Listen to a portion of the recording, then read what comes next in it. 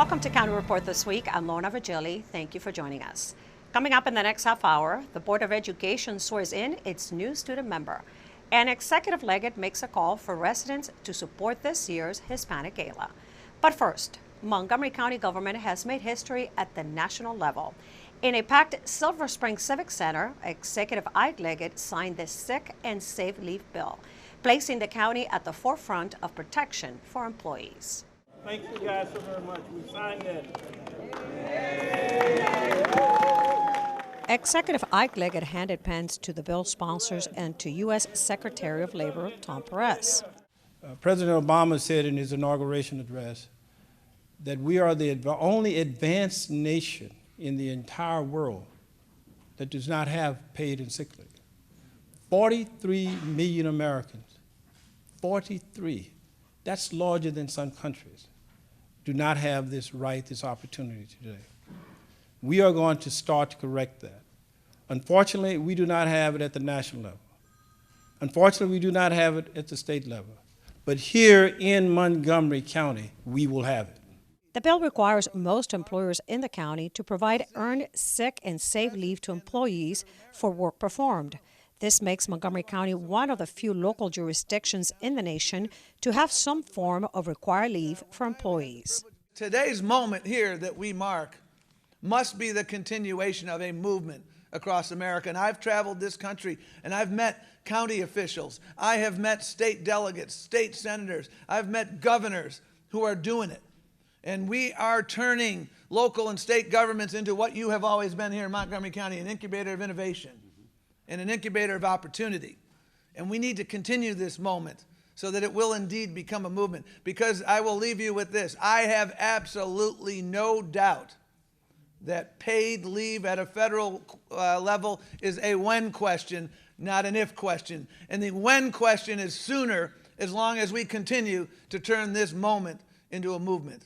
Employees will earn 1 hour of leave per every 30 hours worked, up to accumulating 7 days of paid sick leave. For businesses with 5 or less employees, the paid leave would be 4 days, and the employee can take up to 3 days of unpaid leave. The benefit of not having workers show up sick, the benefit of not spreading contagious disease, the public health import of this, the fundamental ability of workers to keep their job and not have to make this agonizing choice between earning a living, paying the mortgage, or showing up to work sick. Friends, it's worth it. It's worth it. Earned sick and safe leave can be used for the injury or illness of the employee or the employee's immediate family. It can also be used for time off needed due to domestic violence suffered by the employee or a member of the family. The bill will take effect on October 1st, 2016. County department directors are facing the tough mission of cutting back 2% from their FY16 budget. A shortfall in revenues made the executive ask for a total of $50 million in reductions. This week, we sat down with Executive Ike Leggett to tape the show 101, and he told us how departments are reacting to this request. Well, it's a pretty significant impact because you have to keep in mind that the budget that I presented and one ultimately the council added a little bit more on top of that, originally only increased by 1.1%. And so when you say that you're going to have a 2% cutback, that's less than the growth of the FY16 budget. Therefore, you cannot avoid the fact that you would impact some programs and services, much of which people had anticipated and wanted, and I could understand that. But given the challenges that we face, I'd like to be proactive, to get out in front of the problem and try to resolve it before we have the magnitude of a problem that we can't resolve. You can watch the entire episode of 101 with Executive Leggett on County Cable Montgomery. Montgomery County proclaimed 2015 as the Year of a Veteran and their families, and several events are taking place to gather and honor veterans. This week on the county's Spanish language radio show, we had 2 members of the Commission on Veterans Affairs to highlight the different activities planned. Primarily, we wanted to just recognize and have the whole county understand embrace the veterans that are in Montgomery County and their families. So it's more of an opportunity for them to feel like the county's embracing them, thanking them for their service. And there's a few activities throughout the year. You might see a little sign on a ride-on bus that thanks them for the service. There's a big fish fry on the 11th of July at the American Legion Post 41 in Silver Spring, Maryland, and similar activities that will be announced as they occur by just visiting the website, Montgomery County Commission website. There are approximately 46,000 veterans in Montgomery County.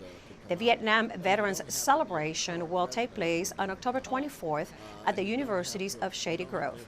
For more information about the commission, call 301-310-3364.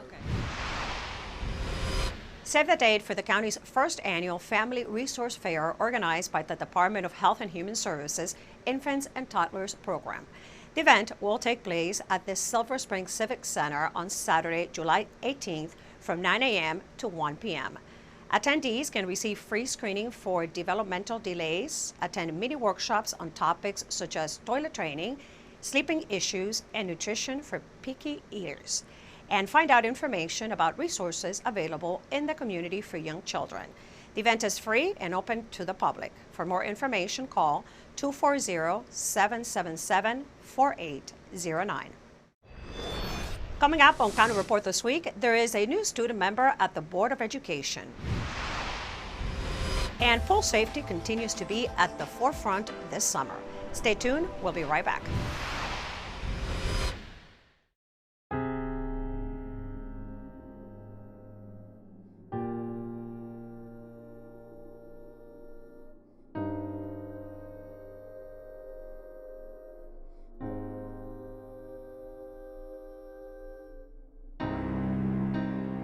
There's a reason why area law enforcement are out enforcing pedestrian and traffic safety laws and preventing killer pedestrian crashes.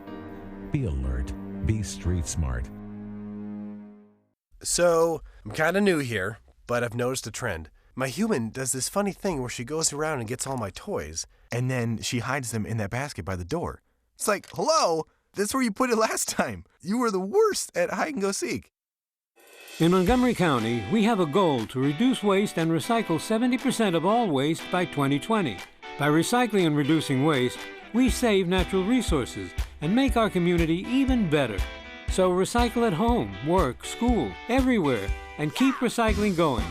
For more information, call the Montgomery County, Maryland Division of Solid Waste Services at 311 or visit montgomerycountymd.gov/recycling. Keep it going. Recycle more now. Welcome back to County Report this week. I'm Lorna Virgili. Eric Gersey is going to be a junior at Bethesda Chevy Chase High School in the fall. But this summer, he officially became the 38th student member of the Board of Education. He shares his thoughts on the job with MyMC Media's Krista Brick. According to the Constitution and laws of this state. Congratulations. Thank you.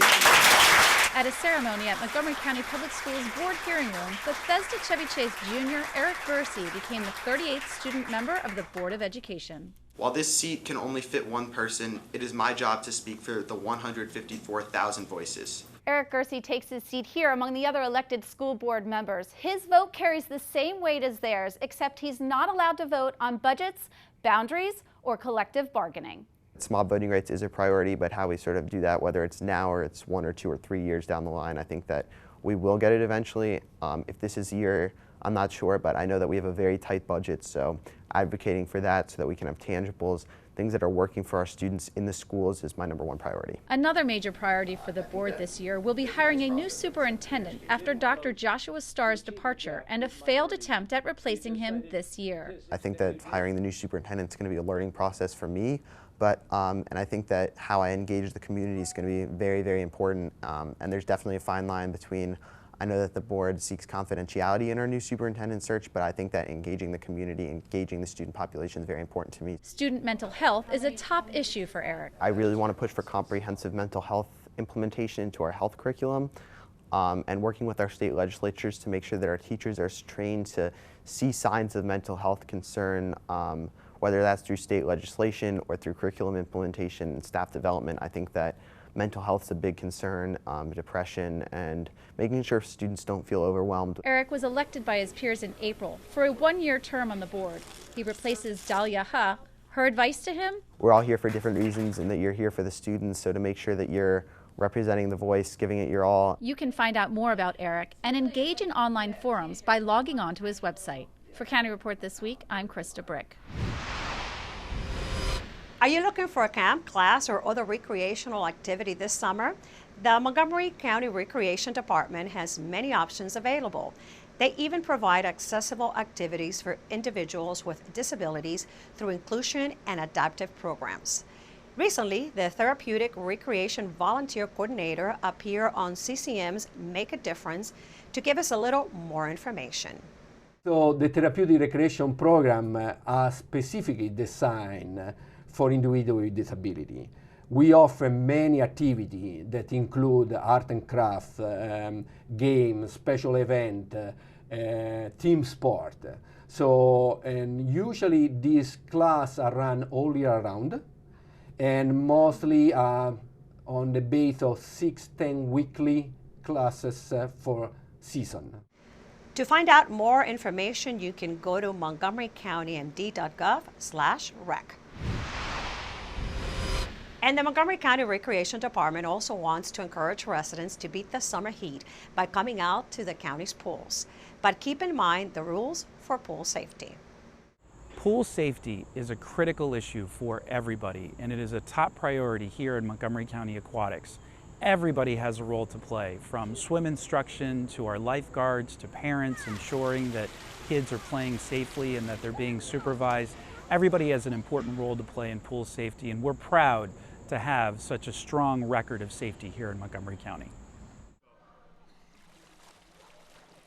Swim lessons are offered at all county indoor and outdoor pools throughout the year.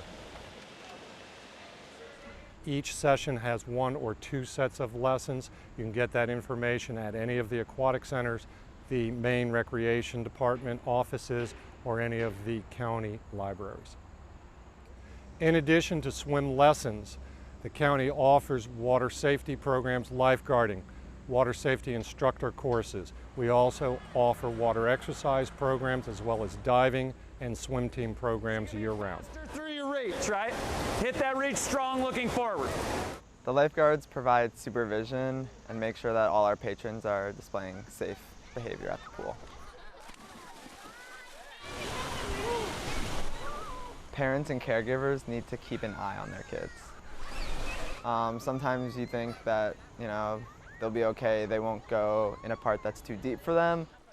So you really just want to make sure you're with your kids, with an eye on them at all times. We provide safety life jackets that you're allowed to borrow from the pool. So yeah, just make sure you're with your kids. We hope that families take advantage of the wonderful aquatics amenities that we have across the entire county and take advantage of the great programs and services that we have to offer and come out and have a good time. But bear in mind that safety is our #1 priority and will be this summer too. You can find out more information about the county's pools on the Recreation website. The Metropolitan Washington Ear is a nonprofit organization that provides services for the blind and visually impaired who cannot read print, see plays, or watch television. This free service strives to improve the quality of life for those folks with impaired vision by keeping them in touch with the outside world. Susan Kennedy has a story. You can actually catch the ball. Every morning at 5:30, Stuart Brown arrives at his job at Washington Ear to get materials ready for the volunteers who arrive at 6 a.m. The most important part of that is probably getting the coffee maker on. Brown runs the dial-in service for Washington Ear, a nonprofit organization based in Silver Spring. California is simply the harbinger of changes, in this case demographic. For the last 40 years, the Ear has provided the visually and physically impaired with audio access to dozens of newspapers, magazines, and live performances. It's Brown's job to make sure the more than 5,000 subscribers to this free service can get their news first thing in the morning. Press 3 for the Washingtonian, press 4 for People magazine, press 5 for yesterday's Washington Post. The Ear was one of the first radio reading services of its kind in the country. They need 2 things. They need to know what's going on in the world and locally, and we give them that for sure. An Atlanta judge described the massive cheating scandal that embroiled the city's public school system.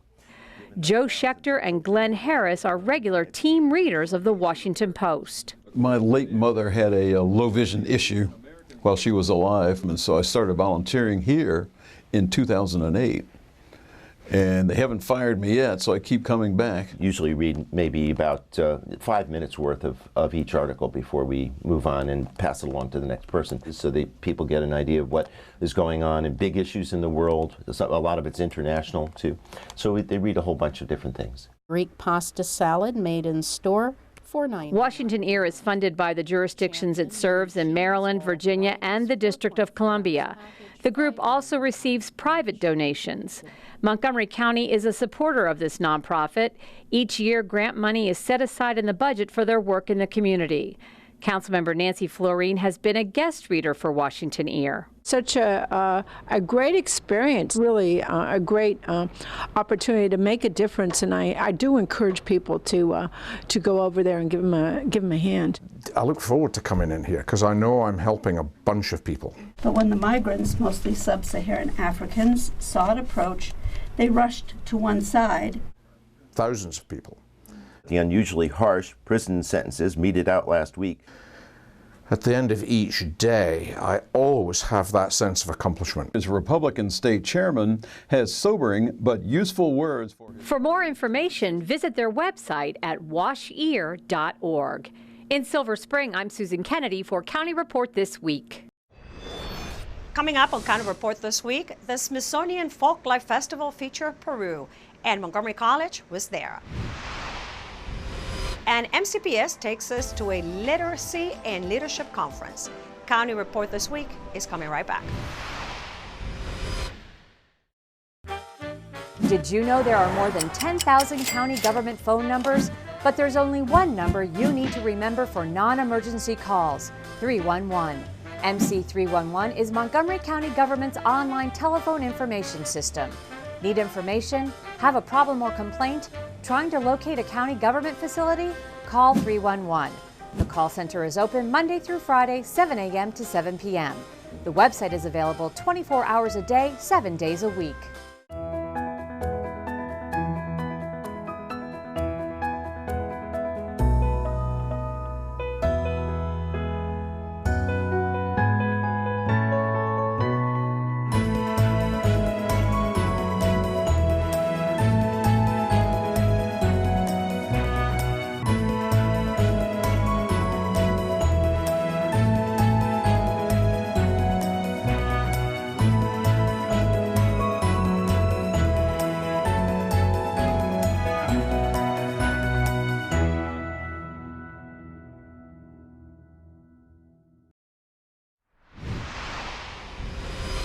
Welcome back to County Report This Week. I'm Lorna Virgili. Summer is a perfect time for MCPS teachers and administrative staff to engage in professional development. MCPS TV informs us on how a conference helps them to broaden their understanding of literacy. I want to welcome all of you to the summer's leadership conference on literacy. Members of leadership teams in MCPS secondary schools gathered at Paint Branch High School for the 4th edition of the Literacy and Leadership Conference, with the objective of deepening their understanding of literacy across all subjects and the importance of effective leadership to improve outcomes for all students.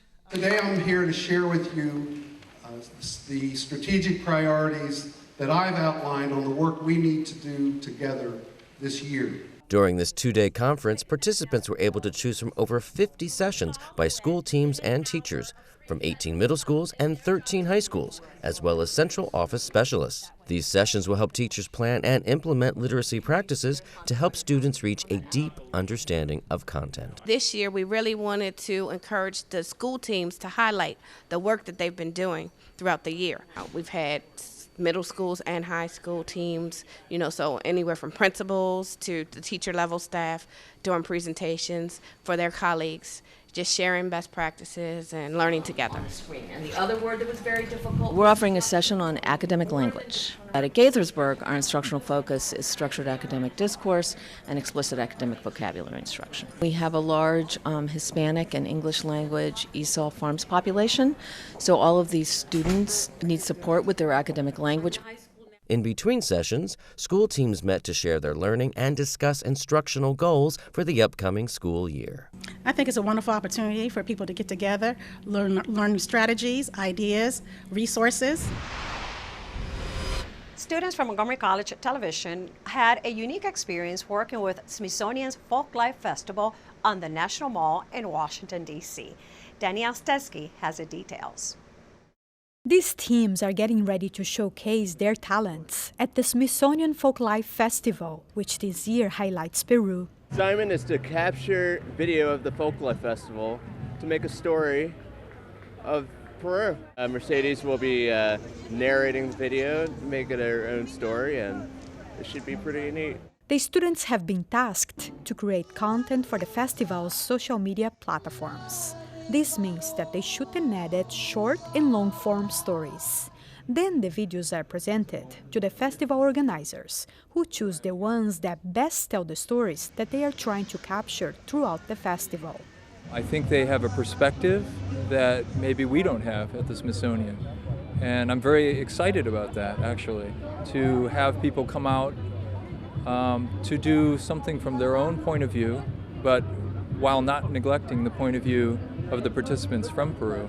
This is the second year that the students from MCTV, Montgomery College Television, have the opportunity to work with the festival.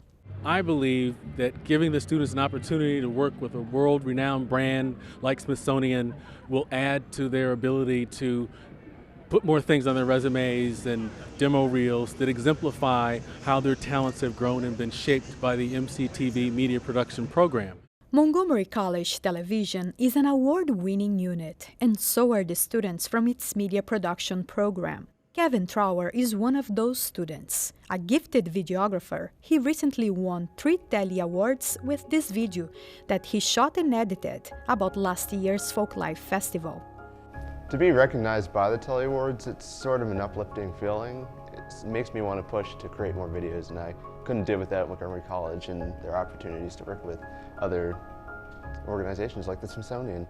The partnership with the Smithsonian has been a huge success for the MCTV media production program, and Brian O'Neill expects to be back with his crew next year for another edition of the Folklife Festival. For Country Report This Week in Washington, D.C., I'm Danielle Stesky.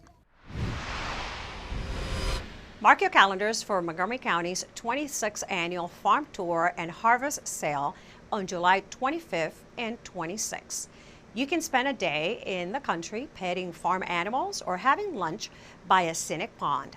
You can also pick your own berries and purchase fresh fruit, vegetables, and flowers during this celebration of Montgomery County's agricultural heritage. Most of the farms will be open from 10 a.m. to 4 p.m. You can learn more about the participating farms and their locations on the county's website. Coming up on County Report This Week, Executive Leggett makes a call to support the Hispanic Gala, and the Long Branch business community is reaching residents through the arts. That's next on County Report This Week.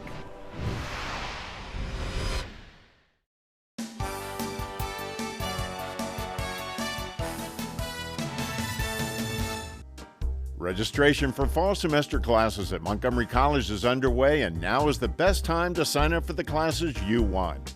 Register in person at any of our 3 campuses or online anytime, 24 hours a day.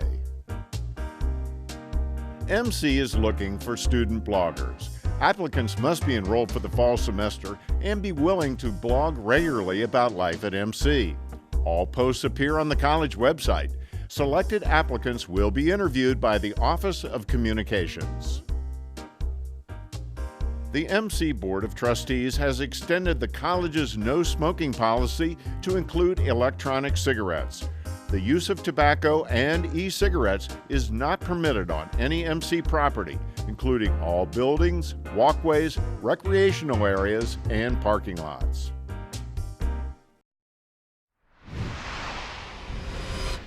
welcome back to County Report This Week. I'm Lorna Virgili. There's a project in Montgomery County that aims to beautify the Long Branch business communities. My MC Media's Alini Barros has a story.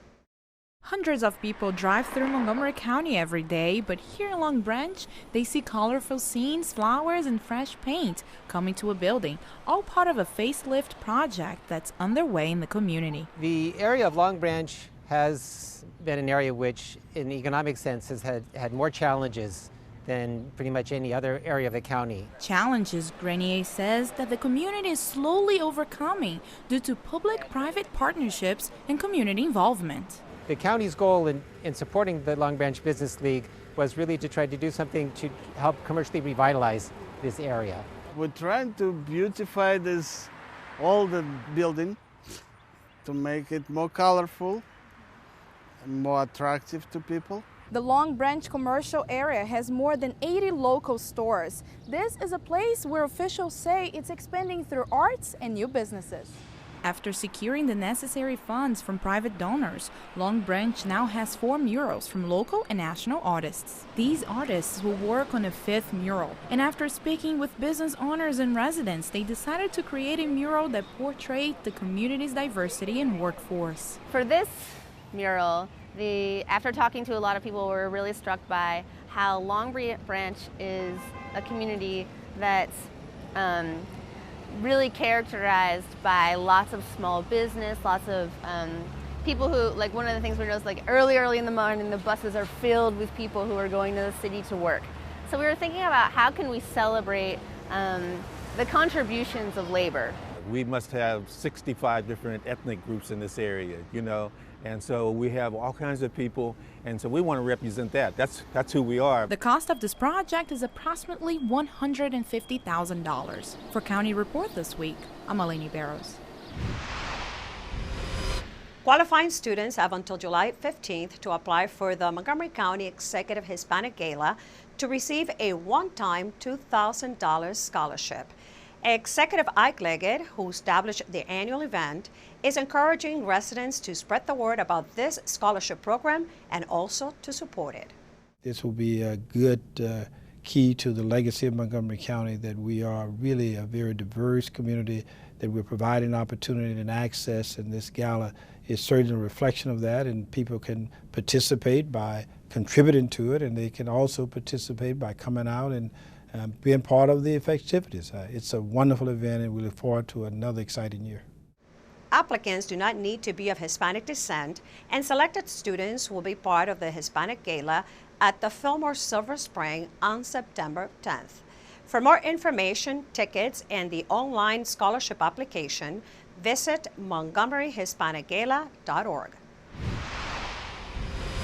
Members of the community are invited to nominate individuals or groups worthy of the County Executive's Excellence in the Arts and Humanities Awards.